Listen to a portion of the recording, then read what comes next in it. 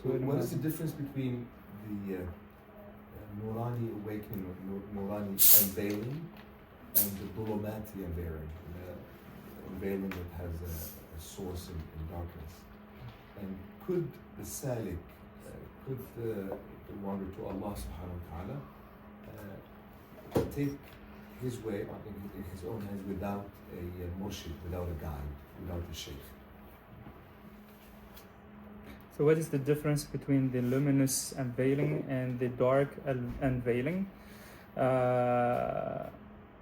Luminous unveiling leads you to that which is higher, that which is from the higher realms. And how is that? The human being, before coming into creation, was the origin of the human being is from paradise, as the story tells us. Is from the upper realm. That means the human being is from the upper realm. And what is in the upper realm? There is the sciences of God. This is the sciences of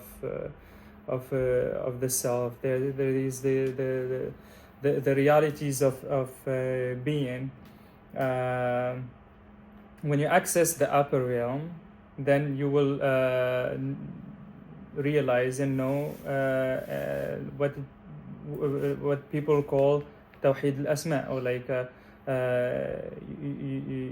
realizing the unity of the names, the unity of the attributes, annihilation in God, knowing the truth, knowing yourself, who you are, knowing the layers and the ranks of the nafs, of the self.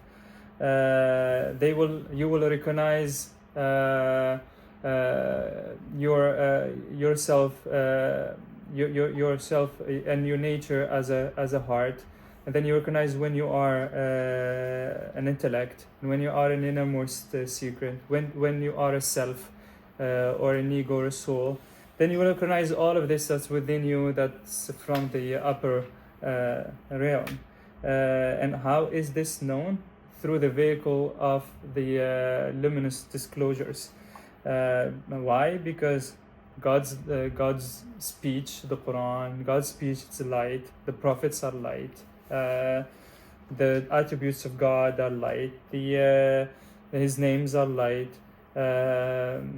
Everything that's worthy and that's higher than it is luminous and light. But for the dark unveiling, then you have to take the other half of the verse of Allah is the wali of those who believe. He takes them out from darkness into the light. Then you will be following. The first half is the first half that talks about moving from darkness into light.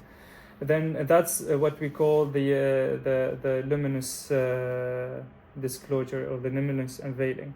The dark unveiling is the second half of the verse that says, and those who have disbelieved, their, and in the plural, awliya, their guides, their deputies, their masters are the taghut. They take them out from the darknesses into the light, from the upper realm into the lower realms.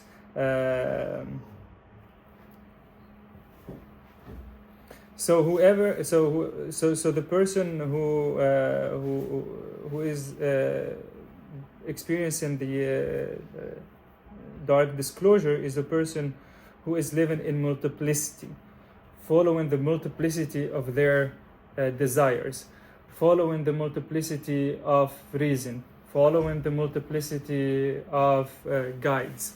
They jump from one master to another, from one philosophy to another, from one idea to another. Those are the people ultimately, if they continue that way and follow their desires and their whims, they might reach the dark disclosure. And what does the dark disclosures do? It takes them into the lower realm, into the realm, into everything that has that lives within the lower realm. And what do we find in the lower realm? We find the devils. We find everything that's bad, everything that is dark. So existence is divided into two. There is darkness and light. There is an upper luminous realm, and there is a dark lower realm. And the human being is a nismith, is a barzakh in between. If you follow the nafs al-ammara, the commanding ego, or like the commanding soul, or the commanding self, then that commanding self will lead you towards the lower realm, the realm of darkness. If you actualize yourself and your soul into the nafs al-mutma'inna, or the pleased soul through practices, then it will lead you into the upper realm. And you will need light for that. The upper realm is essentially a luminous realm. And the hadith of the Prophet ﷺ, when the believers cross over hell through the sirat, the hell itself will speak and will say, pass quickly, O believer, for your lights extinguish my fire. Right? So light is always a positive. It is, if there is no dark and lower unveiling that involves light, and the light is that which leads you upward, not downward. The lower unveilings lead you to that which is lower, and the upper unveilings lead you into meditating on the creation of the heavens and the earth, into that which is veiled from you till you realize the truth, and then you will say, oh God, you have not created this with no purpose. They will tell you the reason of creation, the truth behind creation, but you will need light for that. And when your being, your ontology is illuminated, your spirit is illuminated, then gradually your heart will be illuminated, your intellect will be illuminated. You will expand within yourself. Your reason will expand.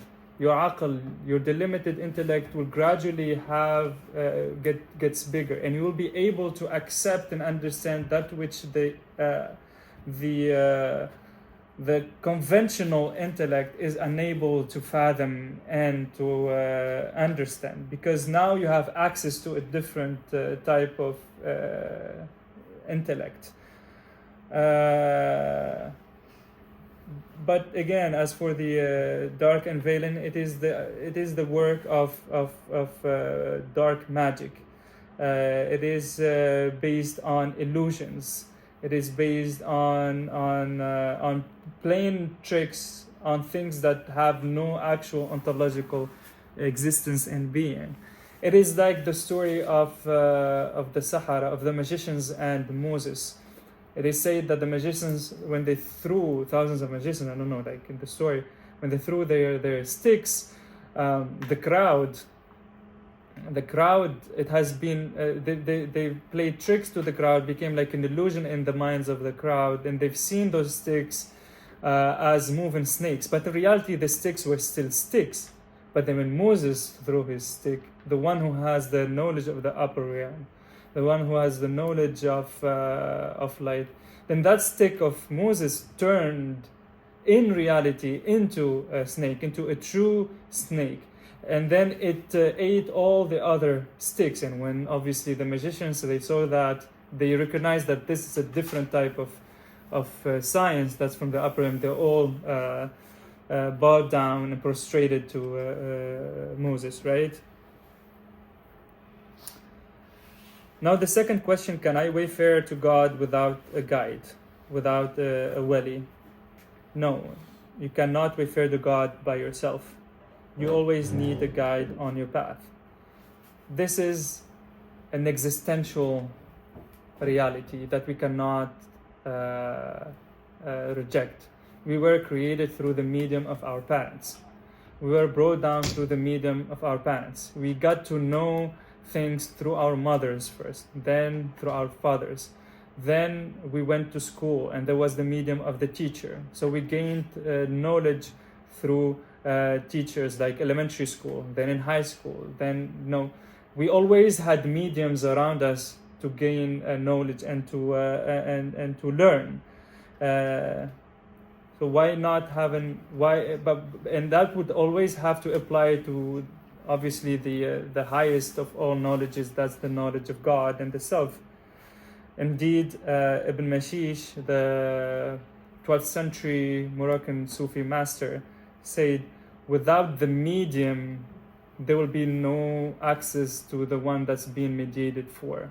Basically, without the medium, you cannot seek that which beyond the medium. So you need a medium to access that which is being mediated for. لولا الواسطة لما كان الموصول. So there is no wayfaring without the wasita. There is no faring without there is no wayfaring to the truth and to God without a medium. And even the Prophet ﷺ gave us hints in one hadith. He said, the lower sphere or the lower realm, the dunya, is cursed, except for three things: a knowledgeable person, someone who's seeking knowledge, and the remembrance of God. So first of all, you have someone who's realized the truth, someone who's on the path to find the truth. And what's even in this here, the Prophet ﷺ talks about the medium between the two, the medium to find the truth, the medium, the contract, that is the dhikr of Allah, the remembrance of God. Beyond those three, as it is described in the hadith, everything is from the lower realm. Everything is from the cursed realm.